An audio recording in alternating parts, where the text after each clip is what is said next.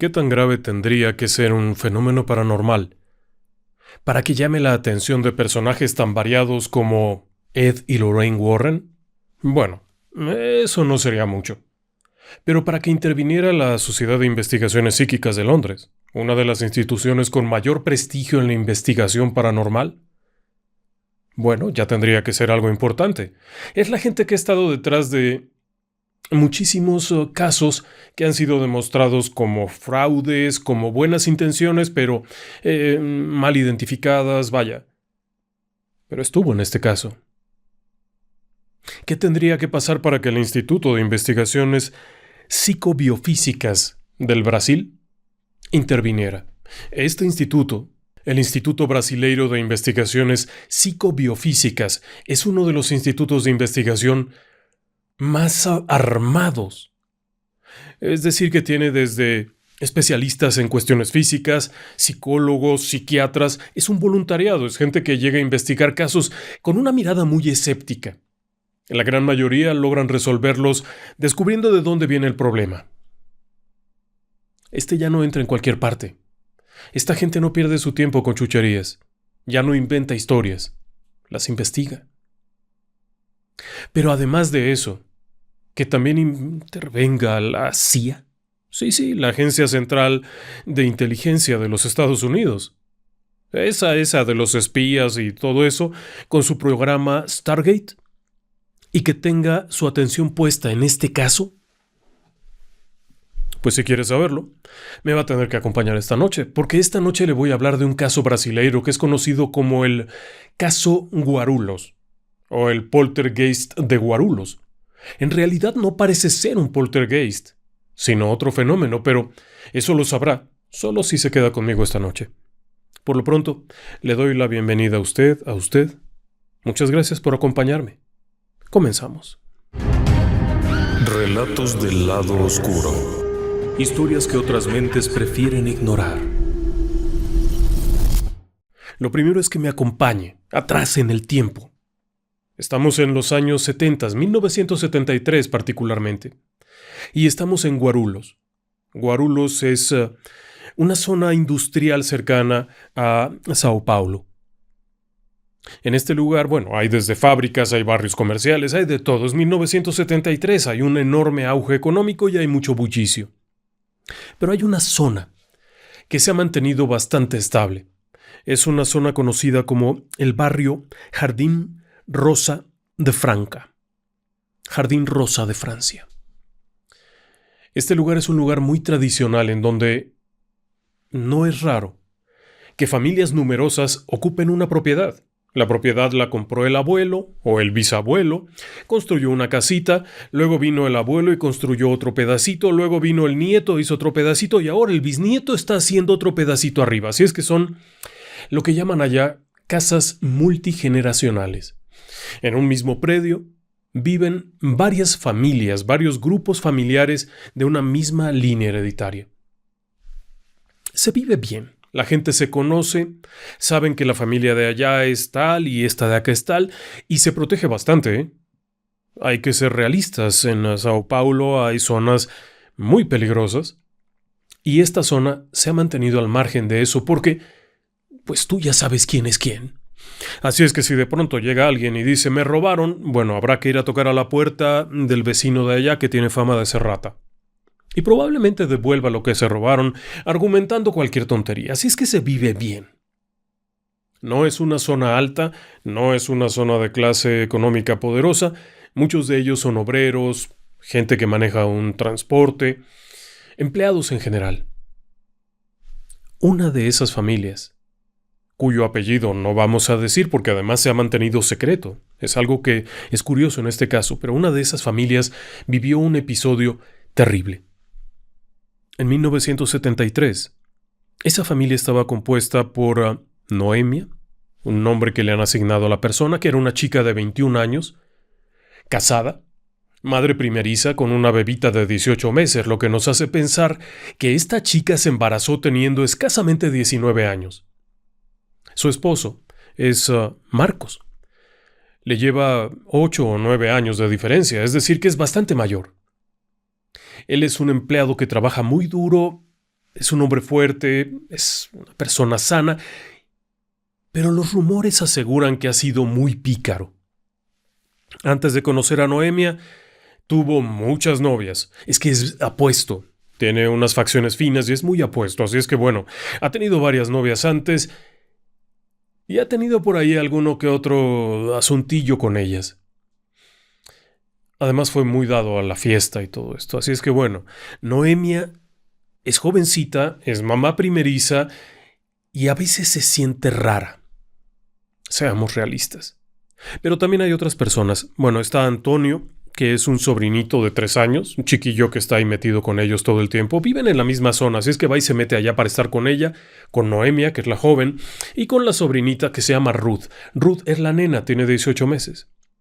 Un personaje central aquí es Pedro. Pedro es el suegro, es el papá de Marcos. Viven en la casa de los padres de Marcos. Así que Noemia vive con sus suegros y con varios miembros más de la familia que habitan el mismo recinto. Y ahí ya tiene usted un escenario. Este escenario es común en muchos países latinoamericanos, en donde la nuera cocina en la misma estufa que la suegra. No es del todo cómodo, pero se adaptan y se llevan bien. Pero algo sí es notorio, y es que a veces Noemia se siente estresada. Se siente estresada por el hecho de no ser suficiente para su marido. Y esto lo confesaría tiempo después durante una serie de investigaciones, en donde ella revelaría esa inseguridad, no sentirse segura.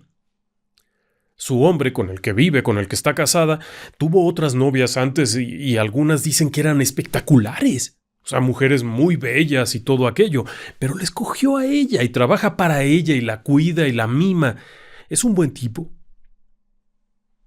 Pero ella vive con miedo. Vive con esa inseguridad de que quizá no es suficiente para ella, para él. Cuando llega abril de 1973, la vida sigue adelante, la chiquilla aquella es un encanto. De hecho, en ese mes, en abril de 1973, una tarde, el esposo está trabajando como siempre y ella pone a su nena en la sillita, en la periquera, en la sillita para bebé, para darle algo de comer y está ahí el otro bebé de Antonio, el niño, el sobrinito, que está por ahí jugueteando. Ella se agacha a hacer algo y cuando mira, se da cuenta que uno de los sillones, tienen ahí un silloncito, es un sillón individual muy sencillo, como con una cubierta como de cuero sintético. Cuando mira ella ese sillón, se percata que tiene unas rasguñaduras. Se acerca a verlo y no son rasguñaduras, son rajadas. Como si alguien hubiera tomado un cuchillo y hubiera hecho estas 3 lesiones profundas, son 3, al respaldo del sillón, pero cuando mira también la parte de abajo, el asiento, también presenta estas lesiones. Cuando mira al pequeño Antonio, no hay manera de que ese niñito de 3 años hubiera hecho eso, no tiene uñas, ¿cómo podría haberlo rasgado? Y los cuchillos, válgame, están hasta arriba. Noemia será una chica muy joven, madre primeriza, pero es una persona con mucho sentido común, así es que lo primero que sabe es que tiene un niño pequeño que entra y sale, que juguetea por aquí, los cuchillos están allá. No hay manera de que los hubiera alcanzado, y cuando ella le pregunta al niño si él fue, por qué lo hizo, el niño comienza a llorar nerviosamente, como si algo más hubiera ocurrido. Ese primer incidente dejaría a todos con mucha zozobra. ¿Qué pudo haberle pasado al sillón? ¿Quién lo ocasionó? Y claro, también habrá alguna parienta por ahí que piense, cielos, Noemia se está volviendo loca y provocó eso. No, no es así. Tan no es así que el propio Pedro, el suegro, es un hombre grandote, fuerte, en sus años 50 tardíos, 60 tempranos. El caso es que es un hombre fuerte, es cercano a ellos, es cuidadoso. Una noche se percata de que algo está afuera de la habitación donde viven Noaima y Marcos. Al acercarse, se sorprende porque lo que ve es una especie de brazo. Un brazo velludo, extraño, de un color rojizo. Es raro, es como una garra de una bestia con unas uñas muy grandes, como de una bestia, como si algo que pudiera atacar. Cuando él se acerca, Es un ser peludo, humanoide, una cosa rarísima que desaparece frente a sus ojos. No está tomado. No está borracho, obviamente. De hecho, esta es una familia muy particular. Y es muy particular porque es una familia pentecostal.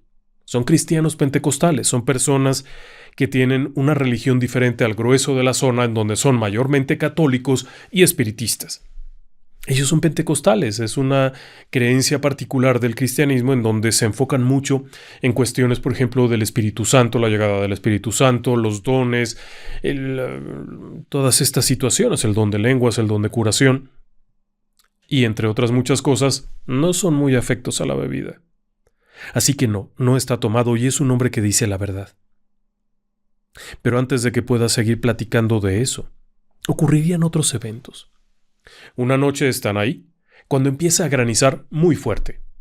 Muy, muy fuerte. Tanto que es atemorizante, así es que Marcos, que ya había regresado del trabajo, abre la puerta para ver qué ocurre y se da cuenta que no es granizo, son piedras.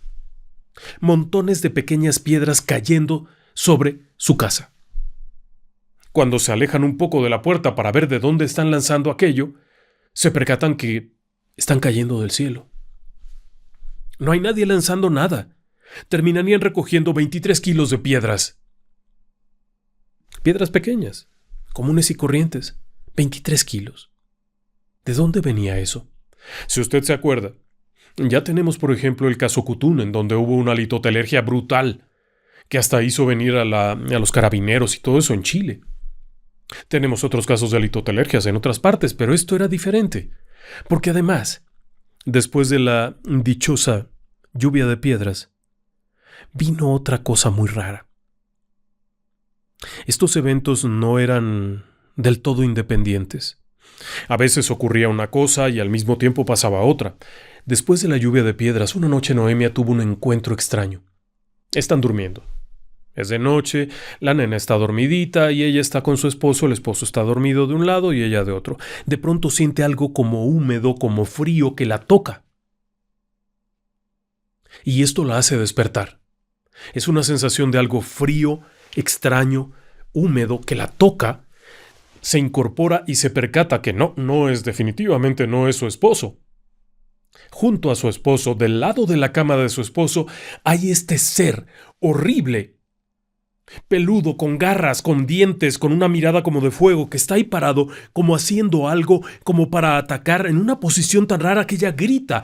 Marcos se despierta, se incorpora y en su brazo aparece un tajo. Así de la nada. Un tajo, como si una hoja de una navaja gruesa lo hubiera cortado, y comienza a salir mucha sangre. Noemia corre, toma una toalla y le envuelve el brazo, pero cuando se da cuenta aquello ha desaparecido por completo. El evento no sería lo único tampoco. Paralelamente están ocurriendo otras cositas. Incluso antes de que apareciera este ser, ella ya había visto cosas como que algo se cayera, como que algo se moviera, estar en un cierto lugar y de pronto ver como alguien que pasa. No le había prestado tanta atención. Los seres humanos somos muy prácticos en ocasiones y pensamos, se cayó, estaba mal puesto, se movió, estaba mal acomodado. Pero en este caso es diferente, porque ya son muchas cosas. Al paso de los días siguientes comenzaron a ocurrirles fenómenos variados. De pronto veías una sombra, de pronto caía algo y de pronto aparecía algo cortado. Este es un detalle importante, porque cuando Noemia abre la puerta de su armario para sacar una camisa, esta camisa está perfectamente doblada donde debería de estar, pero al extenderla está cortada como con unas tijeras, pero muy gruesas. Es un corte muy tosco. Saca una funda de la almohada de la cama y está igual cortada. Esto la lleva a ponerse muy nerviosa. Y claro, los rumores van creciendo. Ella es la que está loca. Está desquiciada, por eso claro, por supuesto que cualquiera pensaría en eso. Aunque también hay quienes piensan que hay una enemistad con alguna persona de ahí mismo, de este núcleo familiar, de esta vivienda multigeneracional, que le está haciendo maldades. Quizá alguna enemistad con una cuñada, una concuña, una vecina maliciosa que entró y le cortó sus cosas, pero tampoco es lo único. Un buen día amanecen las pantuflas de ambos, de ella y de su esposo, cortadas y colocadas en una misteriosa forma de cruz. Esto ya era preocupante, porque esto ya involucraba algo religioso, ya no era solo la imaginación, pero lo más curioso es que la habitación estaba cerrada. No había por dónde alguien se hubiera metido. Tendría que haber hecho mucho ruido, y solo así se podría haber colado para hacer toda esa maldad. Después aparecieron otras cosas feas. Un día, Marcos llega del trabajo, se cambia la ropa, deja el dinero sobre la cómoda, lo que lleva de dinero, sus cosas que lleva, va a cenar y cuando regresa el dinero no está. Pero hay un detalle. Noemia no se ha movido del lugar donde le dio de cenar. La nena tiene 18 meses, es chiquita. Quizá estaría cumpliendo un par de meses más porque esto ha transcurrido el tiempo. Pero sigue siendo muy pequeña y está dormidita. No ha entrado nadie más a la habitación ni a la casa. ¿Dónde está el dinero? Lo buscan con frenesí por todos lados. Un par de días después empiezan a encontrar pedazos de papel con una extraña cruz de color rojo. Esto preocupó a todos, por supuesto. ¿Acaso es que Noemia se está volviendo loca? Se había descartado la posibilidad.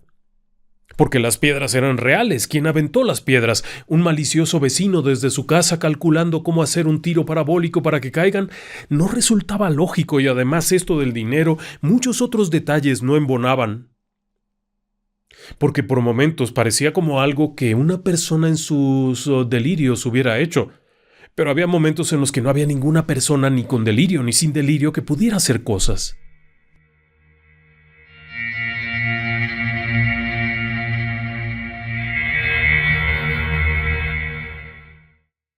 Y entonces ocurre lo de la vecina. Hay una vecina interesada en todos los temas importantes de la zona. Por no decir chismosa. Es una vecina con una curiosidad natural y con un deseo ferviente de explicar todo por vías razonables. Así es que un día, de pronto aquella vecina escucha el escándalo.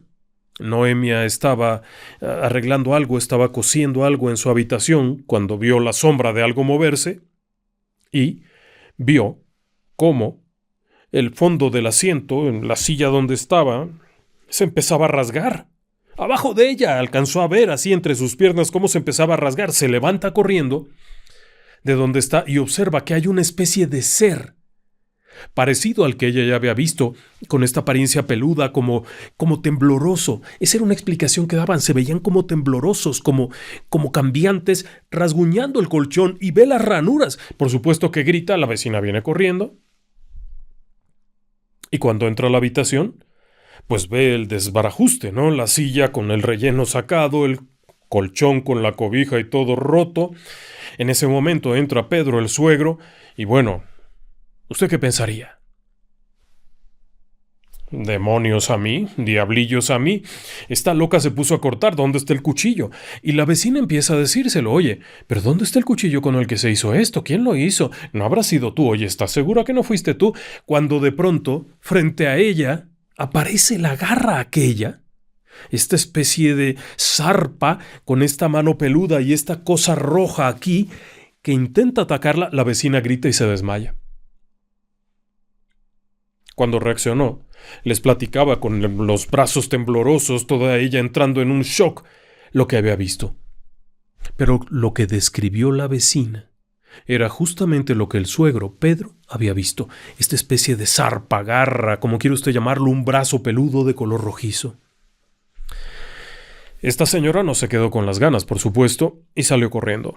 Y salió corriendo a contarlo a la de la tiendita, al taxista, y esto llega a un periodiquito local de Sao Paulo que se interesa por el tema y que comienza a publicar un pequeño artículo, y este pequeño artículo va haciéndose una bolita de nieve que va creciendo hasta que llega ni más ni menos que a Hernani Guimarães Andrade, uno de los investigadores más serios y formales del Instituto Brasileño de Investigaciones Biofísicas. Esta no era gente que anduviera cazando fantasmas. Esta era gente que andaba desnudando a tramposos, que andaba identificando los orígenes de un fenómeno, que estaba tratando de demostrar que detrás de todo hay una causa lógica y física. Y esto pintaba muy bien. Hay que ser realistas. Deben haber llegado ahí con un montón de ideas. Una chica sola, joven, en una condición particular, que la está estresando con una bebita, con un sobrinito, en un lugar que no es del todo familiar, porque además era la casa de los suegros. Todo este entorno hostil podía estarla llevando a una situación de crisis. Muchos de los grandes casos de poltergeist van asociados a una situación de crisis personal en personas jóvenes que están en trance. Por ejemplo, adolescentes, en el caso de Enfield, es muy notorio, pero hay otros que no. Y esta no era una adolescente, esta era una mujer joven con una hija. Algo no cuadraba. Esta situación llevó a que el propio Hernani Guimaraes contactara con Guy Léon Playfair, de la Sociedad de Investigaciones Psíquicas, allá en Inglaterra. Léon Playfair había estado involucrado en varios casos de investigación de poltergeist mayores. El de Enfield era uno solo, uno de los tantos que había investigado. Había estado en Brasil también, en otro caso muy notorio. Pero esto apenas comenzaba. Los investigadores llegan, comienzan a tomar fotos, comienzan a tomar medidas de las habitaciones, a hacer croquis, todo lo que debe de hacer un buen investigador. De hecho, Guimaraes Andrade era ingeniero civil, estaba en sus años 60, 62, por ahí andaría. Y era una persona que ya no se prestaba a los engaños. Pero había más detrás de esto. Porque, de hecho, tanto Léon Playfair como el propio Andrade habían tenido conocimientos, por ejemplo, del famoso caso Jabot y Cabal, el poltergeist que mata. Así que lo toman con cierta cautela. Los testimonios de las personas son bastante claros y bastante precisos. Pero los involucrados además tenían algo a su favor. Lo primero es que no querían salir a la luz pública. No querían que se dieran sus nombres, no querían obtener ningún beneficio, no cobraban por fotos ni por entrevistas, no deseaban que se hiciera una película, solamente querían salir de esto. Son personas sencillas, de una fe cristiana pentecostal, muy pegados a su iglesia, no quieren nada más. La gente del instituto decide investigar más. Al paso de los días, y derivado de sus observaciones, se dan cuenta que el foco de los ataques paranormales es Noemia, la mujer de 21 años, la mamá. Esto es muy notorio, quizá por la situación que estaba viviendo. Un perfil psicológico demostraba esa inseguridad hacia su marido, esa inseguridad de no saber si él podría preferir a otras o si era, en sus propios términos, lo suficientemente buena para él. Vaya usted a saber qué significa eso. Pero no parecía ser únicamente ella el objetivo de los ataques. Prácticamente todos habían visto algo. Había habido desde pequeños incendios que no tenían relación con ella. Ella estaba en una habitación y de pronto algo estallaba en llamas en otra habitación. Y esta mujer no tenía preparación, por ejemplo, para saber de productos químicos, de reacciones, de retardantes. Están sentados de pronto viendo el televisor y el televisor se daña y salen chispas por todos lados. Van a enchufar algo y se quema la instalación eléctrica, cosas que no habían pasado. O simplemente objetos. Objetos que salen volando sin que nadie los toque y sin que esté Noemia cerca. Después, lo peor de todo son los ataques. Una persona que está sentada ahí tranquilamente, de pronto, ¡fu!, le aparece un rasguño profundo en la cara o en la pierna. Una visita. Llega una amiga de la familia a saludar y lleva una nena de unos 6, 7 añitos. De pronto la niña comienza a gritar como loca y le apareció en la pierna una herida profunda, un arañazo, algo grave. En muchas ocasiones se trata de 3.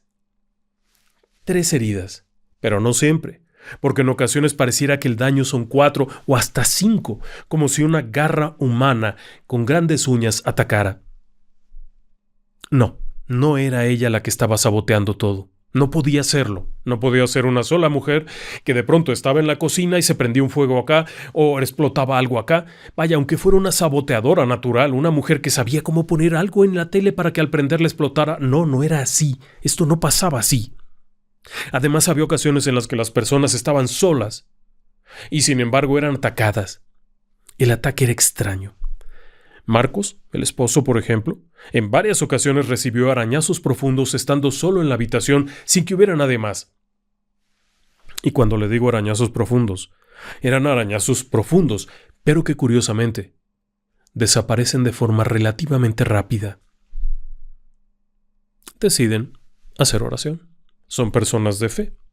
Así que se reúnen, van a sacar sus Biblias para recitar algunos versículos de la Biblia, etcétera, etcétera, y se dan cuenta de algo. A las Biblias les falta el Salmo 91. Algo lo ha arrancado. Esto ya tenía algún carisma extraño, esto ya era algo que requería atención. Pedro, que era parte de la iglesia, el suegro que era importante en la iglesia, decide que se realice un exorcismo. Una oración especial del grupo pentecostal con varios varones de la iglesia, con Biblias nuevas, por supuesto, que irán allá y harán una oración para liberar este sitio. Así no se puede vivir.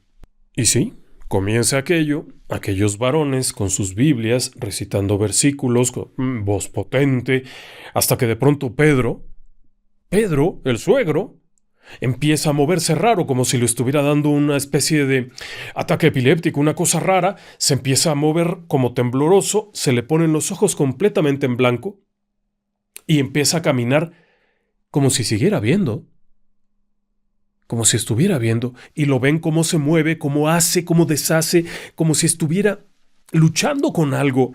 Es una escena aterradora que aquellos otros varones de la iglesia retroceden y se van haciendo un lado. De pronto Pedro busca la salida y se sale, pero no pierda de vista que tiene los ojos invertidos. Están al revés y sigue caminando y librando obstáculos y todo como si realmente estuviera viendo. Llega a la puerta, sale a la puerta y se le ve que hace otra serie de movimientos muy violentos hasta que de pronto reacciona. Es un momento de pánico. Todo el mundo se queda callado. ¿Qué está pasando aquí? Además, la sensación, el escalofrío, es una sensación tremenda y es cuando les narra que en plena oración, de pronto, todo se fue. Y únicamente estaban él y aquel ser. Este ser humanoide, porque pareciera ser una especie de simio con grandes garras, con estos ojos horribles, estos dientes horribles, que se lanzan sobre él y comienzan a pelear. Pedro es un hombre fuerte, pero la fuerza él dice que no viene de él.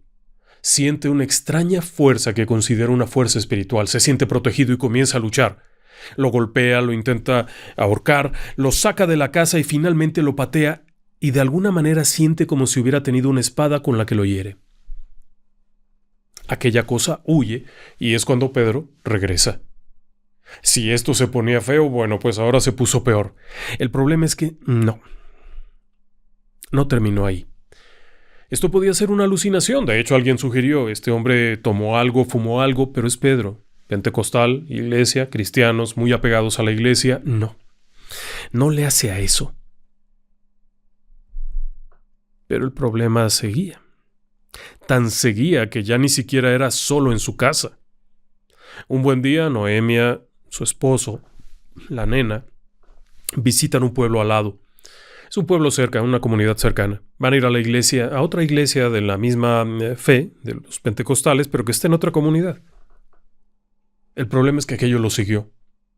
Y de pronto es Noemia la que recibe los arañazos en la cara y luego la nena también con unos arañazos. Horrible, vaya. Deciden ir a casa de los papás de Noemia. A lo mejor esto lo ayuda. A alguno de los miembros del equipo del Instituto de Investigaciones les habría sugerido, bueno, hay que cambiar de aires, hay que buscar otro ambiente, que vayan con los papás de Noemia esta vez. Pero resultó peor. Estando allá, de pronto explotaron todos los vasos que estaban en un armario.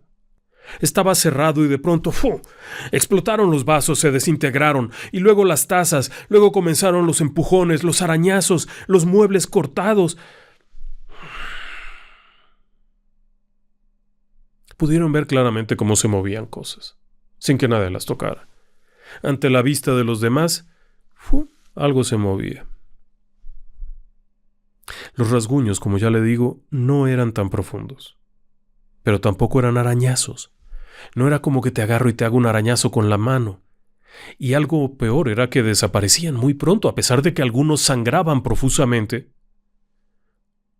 Desaparecían. ¿Pero qué faltaba?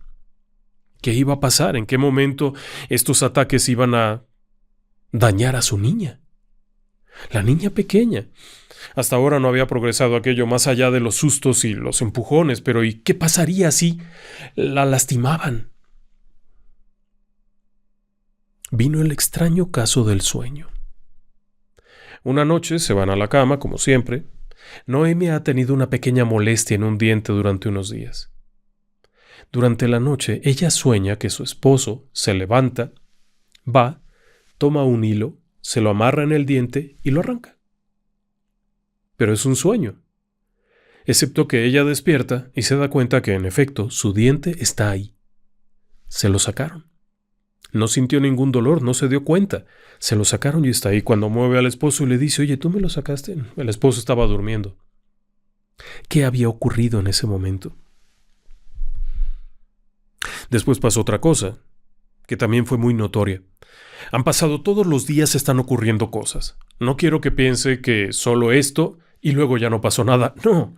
Se rompió un vaso, estallaba un foco, te cerraban la puerta, te ponían el pie, te caías, te arañaban. Todo el tiempo había algo. Esto era un lugar en donde no se podía estar. Y todo el tiempo, alguna persona estaba por ahí investigando. Alguien tomaba una foto, alguien grababa algo, pero también se hacía oración. Esta mujer seguía en oración. A veces disminuía, a veces incrementaba. Pero en una ocasión, después de que había habido un lapso más o menos tranquilo, en donde Noemi había estado constantemente en oración, una tarde llega su esposo, va a hacer algo, mete la mano en la bolsa del saco que había llevado, que tenía su saco, y al meterlo se clava algo. Cuando lo saca, es una ramita de romero. Ya ve que los romeros son alargaditos y tienen como un pincho en la punta, así es que se pinchó con eso, se le clavó en el dedo. Está muy sorprendido. La deja por ahí y le comenta a Noemi, mira lo que había en mi bolsa de mi saco. Ella se sorprende, ¿por qué habrías de tener eso en la bolsa? No, no lo sé. ¿Quién lo puso? No, no lo sé. Pero entonces se da cuenta que no solo es en el saco. Cuando se acerca a la ventana, nota que afuera de la ventana también hay otra de estas ramitas del mismo material, de la misma especie. Es una ramita de romero. Sale para quitar eso de ahí y se percata que arriba, en la orillita del techo, hay otras. Cuando llegan los miembros del Instituto Brasileiro de Investigaciones Biofísicas,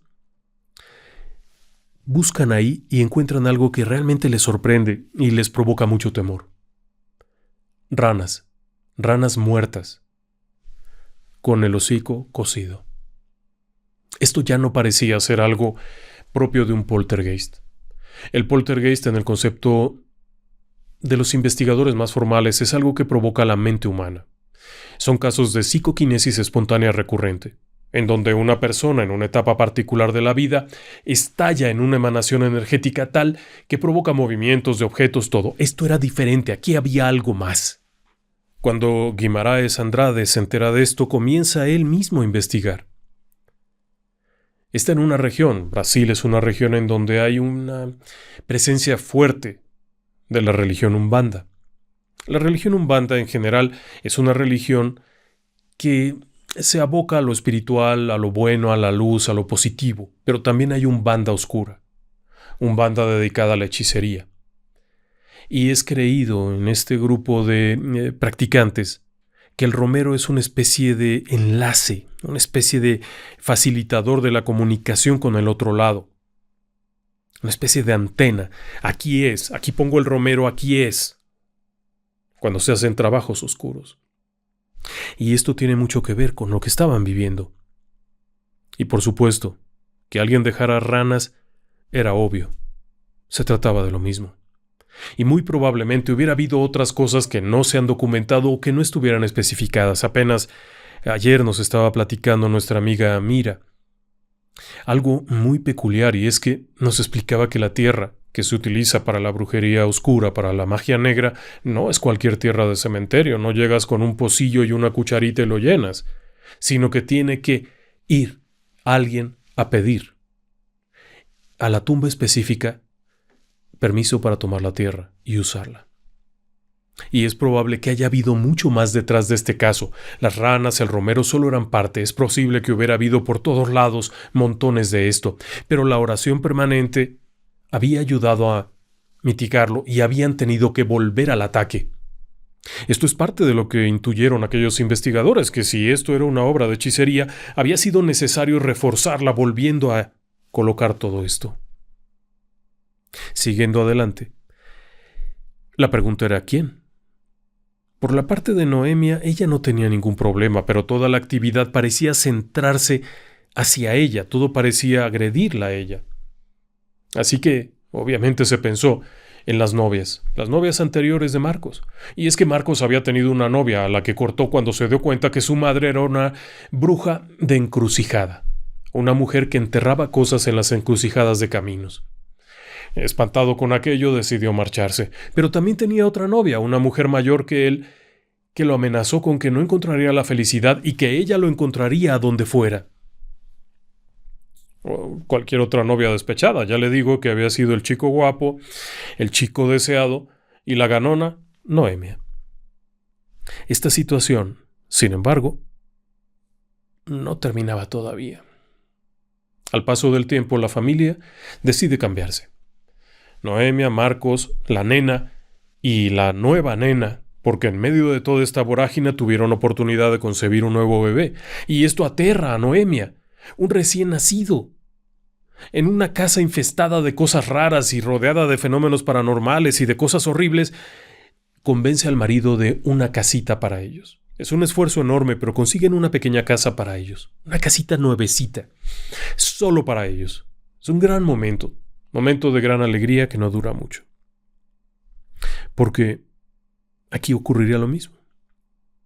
Comienza con golpes en las paredes, en los muebles, objetos que caen, empujones y algo muy feo. De pronto la nena se pone como en trance y empieza como temblorosa, una forma muy rara, se pone como en trance y se le ve la carita rara. Un día cuando llega el papá, cuando llega Marcos, se acerca a su nena, que para este momento que le gusta, 4 añitos, sí. ¿Tanto tiempo ha pasado? Sí, tanto tiempo.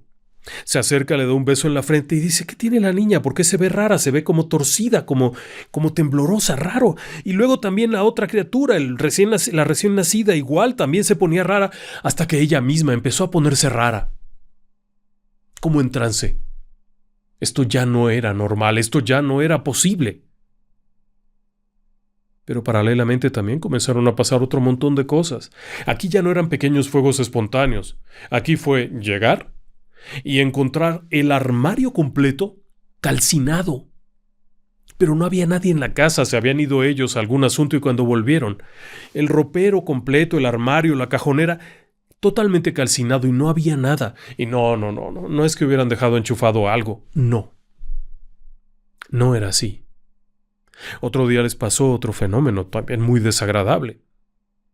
Alguien toca la puerta, Noemia se acerca y afuera hay 2 mujeres.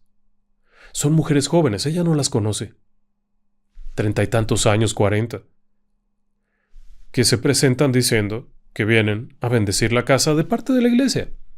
Es decir, que los miembros de la iglesia, de allá, de donde van ellos, las mandaron para bendecir la casa y ella se da cuenta de inmediato que algo no está bien. Los pentecostales no bendicen la casa, la ungen. Así que el término estaba mal aplicado, pero esto iba más allá. Ella les dice que no pueden pasar. Entonces le piden, por favor, que las deje pasar al baño, o quizá les pueda regalar un vaso con agua, porque han venido de muy lejos y vienen muy cansadas. Ella se da cuenta que lo que desean es entrar. Y cierra la puerta y pone llave. Alcanza a oír cómo se alejan las mujeres y por una rendija observa que se suben en un automóvil y se marchan, pero no pudo ver las placas del automóvil. No las conocía, no sabe quién eran. Pero le causó mucho temor, y luego peor porque en octubre, cuando fue el cumpleaños de la nena, de Ruth, aquellas 2 mujeres volvieron. Muy amigables, muy cariñosas, trayendo consigo un pastel envuelto en aluminio. Para los niños, para usted, para el festejo. No lo pensó 2 veces. Dijo, no, muchas gracias. Y entonces las 2 mujeres comenzaron a llamar a los niños que estaban ahí y ella cerró la puerta y le puso llave. Brava. Noemia tenía algo y es que había comenzado a agarrar fuerza. Estaba tan desesperada de todo, tan asqueada de vivir así, que estaba cobrando un valor inusual. Pero obviamente esto no se termina tan fácilmente. A pesar de que ellos viven en oración y todo lo que usted quiera, una tarde cuando vienen llegando precisamente de la iglesia del servicio religioso, al abrir la casa hay un penetrante olor a incienso. Ninguno de ellos usa incienso. En esa casa no se hace nada con incienso y el olor es penetrante. Se dan cuenta que además, los cuchillos que ella siempre tiene muy organizados no están, y cuando los buscan los encuentran en el piso puestos en cruz. Es un momento aterrador. Es algo preocupante. Claro que los investigadores acuden, fotografían, están acompañándoles. Es muy notorio que esto va dirigido y que probablemente el cambio de lugar, la oración, haya debilitado el trabajo y por eso vinieron las mujeres a reforzarlo. Esto no es una casualidad. Pero ¿cómo funciona? ¿Qué es? Para Guimaraes Andrade, esto es algo digno de estudio. Pero ya le digo que hasta los Warren se interesaron en este caso porque además llevaba mucho tiempo, cientos de testigos. Cualquiera que llegara de visita se llevaba una sorpresa, ya fuera un arañazo, algo que explotó, algo que cayó, un mueble que se movió solo, y cuando iban a ver si tenía algún hilito o algo, no había nada. Es más, hasta en la escuela pasaban cosas. En la escuela de la chiquilla. Ruth ya va a la escuelita. Bueno, pues un día ella está sentadita en su sillita, y de pronto otra silla comienza a moverse alocadamente. Cuando viene la maestra a revisar de qué se trata, no hay nada. Así que esto iba cada vez de mal en peor. Ha habido varios intentos de liberación, han venido miembros de la iglesia a hacer oración, pero esto regresa. Los investigadores no tienen una forma de decir pon esto o quita esto. Su trabajo es documentar y tratar de averiguar el origen. Pero es mucho más complejo de lo que ellos se imaginaron. Ya estamos hablando de que esto ha estado vigente por más de 10 años. Los testigos han sido muchísimos. Las grabaciones, los videos. Varios miembros del Instituto Brasileiro han participado, han desistido, han vuelto a regresar. El único que sigue al pie de la letra es Guimaraes Andrade. Pero esta vez ha ido más allá. Le ha roto sus cosas, le ha quemado sus cosas, la casa es un desastre, está harta. Una noche se acuesta a dormir con su esposo. Y durante la noche, algo la despierta. Se incorpora y esta vez no va a voltear, no se va a espantar. Noemia es una mujer diferente. Han pasado más de 10 años bajo una opresión terrible, bajo un asedio constante. Hoy no tiene miedo. Hoy es una madre que tiene un par de chiquillas durmiendo en la habitación de al lado, su esposo durmiendo aquí, y esta es su casa. Así que se arrodilla, levanta las manos y comienza a clamar al Señor. Es un momento extraño, porque ella cierra sus ojos y siente como esta temblorina, como esta sensación de que está entrando en trance, y cuando se da cuenta, ya no está ahí. No está en su habitación. Está frente a la criatura aquella horrible. Es este ser como jorobado, como raro, como tembloroso, como chueco, como deforme, todo cubierto de pelo, con ojos extraños que brillan como lanzando fuego, una alegoría del miedo, como si fuera una representación, que está parado frente a ella riéndose, haciendo muecas y hablando obscenidades. Ella entiende lo que está diciendo, está hablando obscenidades frente a ella, pero ella está harta de sentir miedo. Así que con las manos en alto comienza a recitar el Salmo 91, con toda la voz que puede, a grito pelado, como loca. Hasta que de pronto siente como si tuviera una envoltura cristalina, como si algo la estuviera envolviendo, que se rompe y cae. Ella siente una liberación instantánea. Son unos segundos, pero esta liberación increíble hace que aquella criatura se retuerza toda y desaparezca. De pronto ella regresa a su habitación, en donde su esposo está dormido tranquilamente. Ella está de rodillas en el centro de la habitación, es de madrugada, y la casa se respira con una sensación tan diferente. Cuando va a ver a las niñas duermen felices. La habitación se siente luminosa, todo se siente luminoso. Ella regresa y se acuesta junto a su marido y duerme. todo el resto de la noche como nunca lo había podido dormir, y a partir de ese momento no ocurre ni un solo evento más. ¿Qué había ocurrido? Es 1984, han pasado 11 años. Y finalmente se rompió. Había roto con aquello. ¿Qué pensaron los investigadores? ¿Qué dijeron de esto? Hernani Guimaraes Andrade fallecería en el año 2003, no sin antes publicar un libro que es un indispensable de cualquier investigador de estos temas. El libro es Poltergeist, algunas manifestaciones en Brasil. La investigación más completa está ahí, pero por supuesto no es todo lo que se hizo. Hay muchísima información que está registrada en los archivos del Instituto Brasileiro. Y hay muchos otros datos.